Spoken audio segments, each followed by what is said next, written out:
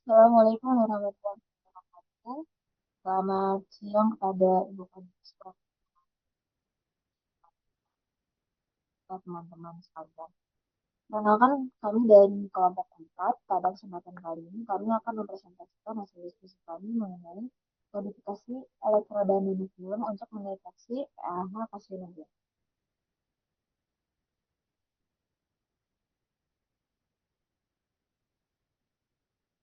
Adapun anggota kelompok kami terdiri dari saya sendiri, Zara Salsabila, kemudian ada Hana Agusta, Siti Rohmah, Siti Mufarahatul, Nadia Rizka, Dwi Maharani, serta Priska Bella.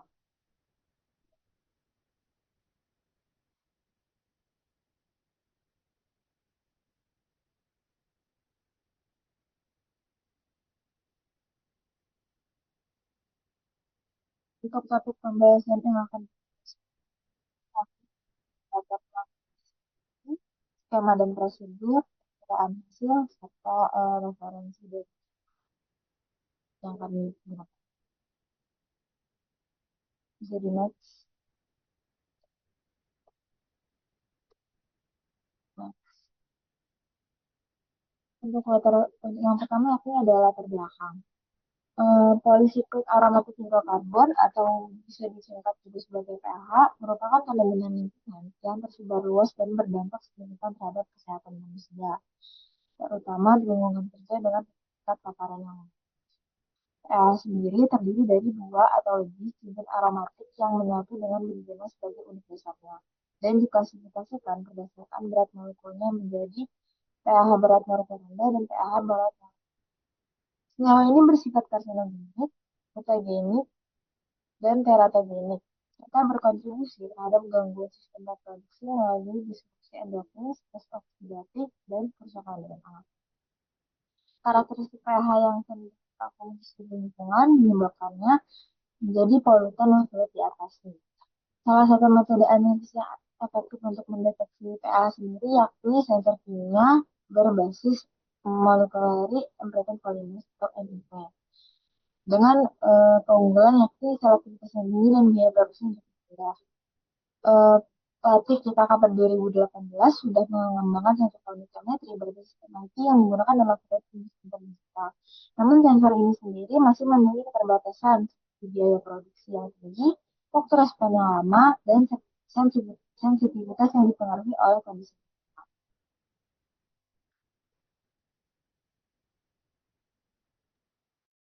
Untuk dasar teorinya sendiri yaitu sensor konduktometri yang menggunakan molecularly imprinted polymers atau MIP yang telah terbukti efektif dalam mendeteksi polutan berbahaya yaitu polycyclic aromatic hydrocarbon atau PAH. Salah satu pencapaian penting dari teknologi atau sensor ini adalah batas deteksi yang sangat rendah, yaitu 1,3 nanomol per liter, yang berarti sensor ini mampu mendeteksi konsentrasi pH yang bahkan lebih rendah dari standar yang ditetapkan oleh WHO.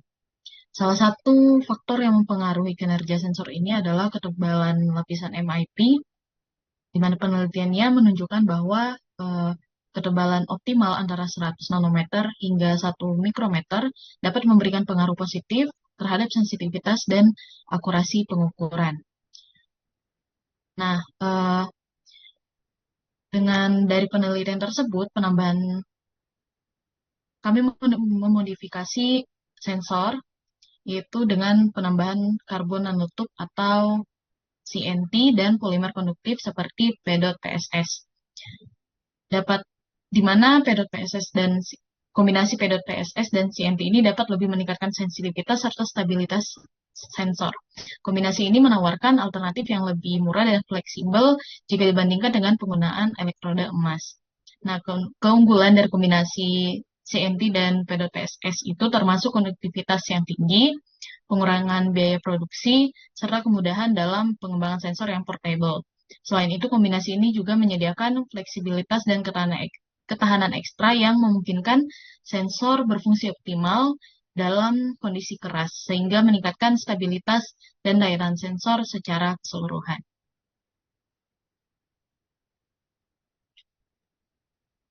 Kemudian selanjutnya untuk skema sensor, di sini kami menggunakan pendekatan metode inject printing, yang dimana untuk prosesnya itu ada pretreatment. Pretreatment ini nanti substrat elektroda ini disiapkan dengan proses pembersihan, pengeringan, dan juga penghilangan partikel debu yang berguna untuk memastikan adhesi optimal saat pencetakan. Kemudian untuk proses inject printing di sini nanti larutan tinta yang terdiri dari kombinasi CNT, PED, OTPSS, kemudian surfaktan dan juga pelarut DMSO dituangkan ke dalam wadah printer inkjet. Kemudian proses percetakan ini dilakukan menggunakan printer inkjet piezoelektrik dengan parameter viskositas dan juga ukuran partikel yang disesuaikan untuk mencegah penyumbatan nozzle. Kemudian pola elektroda yang terbentuk pada substrat ini menyesuaikan dengan desain sensor. Lalu ink consolidation, setelah pencetakan sebelumnya, elektroda kemudian dikeringkan pada suhu 60 hingga 120 derajat Celcius selama 30 hingga 60 menit untuk memastikan adhesi yang baik dan menghilangkan pelarut berlebih. Lalu proses pencetakan ini dapat diulang untuk meningkatkan ketebalan lapisan elektroda jika perlu. Kemudian proses sintering, proses ini dilakukan untuk meningkatkan konduktivitas elektroda dengan penyinaran foton.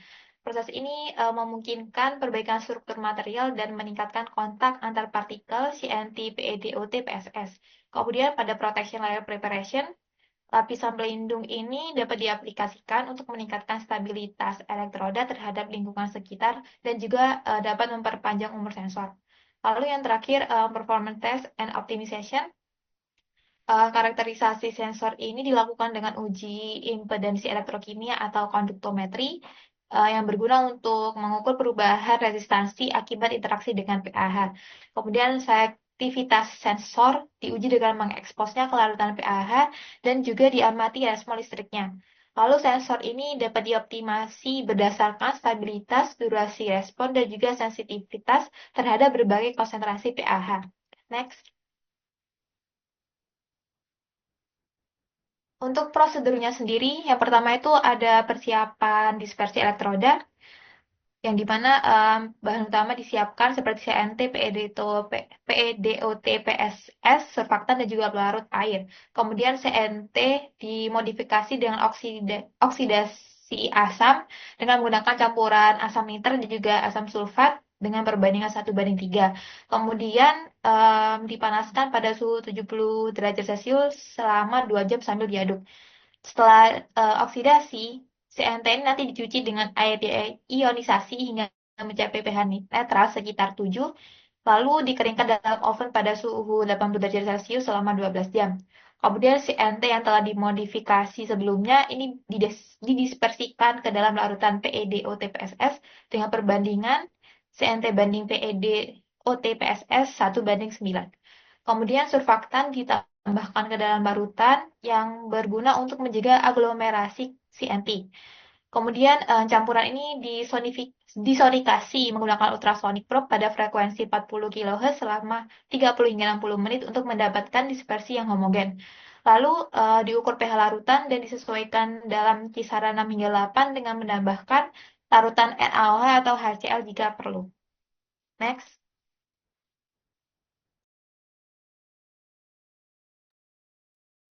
Selanjutnya yaitu proses fabrikasi elektroda, di mana pada proses ini diawali dengan persiapan substrat elektroda yang akan menjadi tempat pencetakan larutan CNT, PED, OTPSS, yang selanjutnya larutan tersebut akan dimasukkan ke dalam wadah tinta injek dengan memastikan bahwa ukuran partikel CNT-nya kurang dari 1000 nanometer agar tidak menyumbat nozzle printer. Dalam agar pencetakan berjalan optimal, beberapa parameter yang harus disesuaikan seperti viskositas larutannya diatur antara 1 hingga 10 milipascal second agar sesuai dengan spesifikasi printer, dan tegangan jettingnya dikontrol untuk menghasilkan pola cetakan yang merata pada substrat elektrodanya. Setelah parameter disesuaikan, maka proses pencetakan dilakukan menggunakan printer inkjet yang berbasis piezoelektrik dengan resolusi yang tinggi. Setelah pencetakan selesai, maka elektroda dikeringkan pada suhu 60 hingga 120 derajat Celcius selama 30 hingga 60 menit untuk dipastikan adhesi yang baik dan menghilangkan pelarut yang berlebih. Jika perlu, proses pencetakan dapat diulang hingga mencapai ketebalan lapisan yang optimal. Next. Selanjutnya yaitu karakterisasi dan optimasi sensor, di mana setelah fabrikasi elektroda selesai, maka sensor diuji melalui beberapa tahap karakterisasi dan optimasi, seperti yang pertama yaitu uji konduktivitas listrik, di mana sensor diuji menggunakan impedansi elektrokimia atau EIS atau konduktometri untuk mengukur perubahan resistensi akibat interaksi dengan PAHS. Selanjutnya yaitu uji selektivitas, di mana sensor diuji dengan mengeksposnya ke larutan PAHS, kemudian perubahan resistensinya atau impedansi listrik dianalisis untuk memastikan bahwa sensor hanya merespon PAHS dan bukan senyawa lainnya. Dan yang ketiga yaitu uji optimasi sensor yang dilakukan pengujian stabilitas sensor dalam jangka waktu yang tertentu dan mengukur durasi respon untuk memastikan agar sensor dapat bekerja secara real time dan menganalisis sensitivitas sensor terhadap berbagai konsentrasi PAHS untuk mengetahui batas deteksi dan kinerja sensor secara keseluruhannya. Next.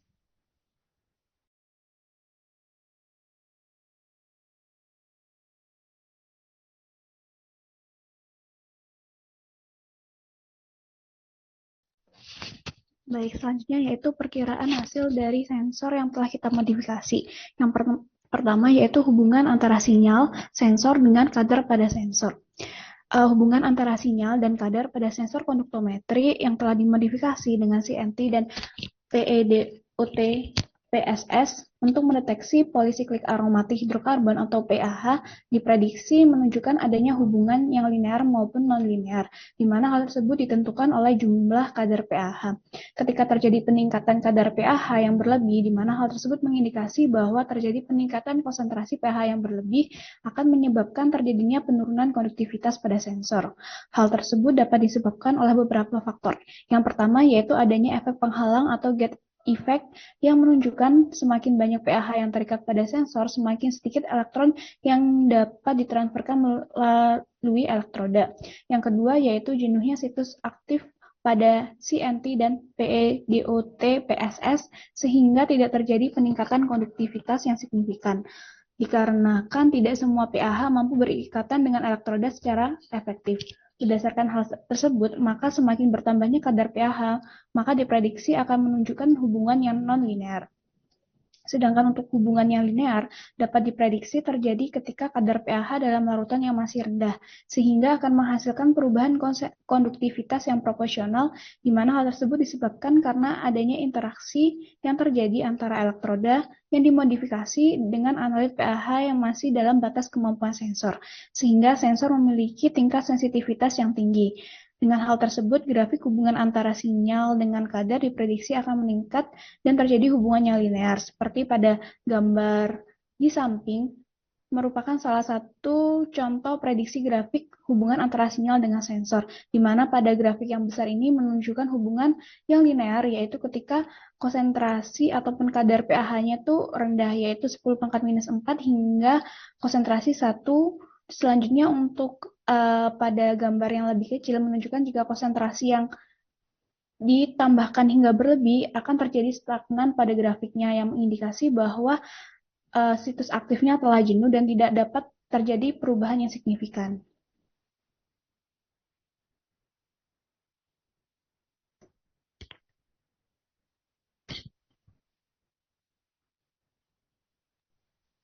Baik, selanjutnya mengenai variabel yang berpengaruh terhadap kinerja sensor. Terdapat beberapa variabel utama yang mempengaruhi kinerja sensor, antara lain yaitu yang pertama modifikasi CNT dan PEDOT PSS.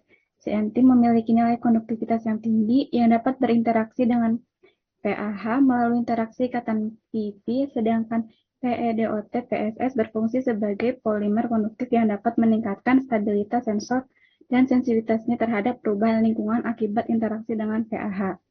Kombinasi antar keduanya menghasilkan sensor dengan sensitivitas yang lebih baik terhadap PAH. Namun, rasio CNT dan PEDOT-PSS harus dioptimalkan, karena semakin optimal jumlah komposisi CNT dan PEDOT-PSS, maka semakin tinggi sensitivitas sensor terhadap PAH. Begitupun sebaliknya, jika jumlah komposisi CNT berlebih, dapat mengurangi efektivitas interaksi dengan PAH, sehingga dapat menurunkan kinerja sensor secara keseluruhan. Yang kedua yaitu kadar PAH dalam sampel. Konsentrasi PAH mempengaruhi konduktivitas sensor melalui interaksi antara CNT dan PEDOT-PSS yang menyebabkan perubahan konduktivitas karena adanya efek doping yang mengubah transfer elektron dalam sensor. Sehingga semakin tinggi kadar PAH yang berinteraksi dengan CNT, maka semakin besar perubahan sinyal konduktimetri. Sehingga akan semakin besar juga perubahan sinyal listrik yang akan terdeteksi. Next.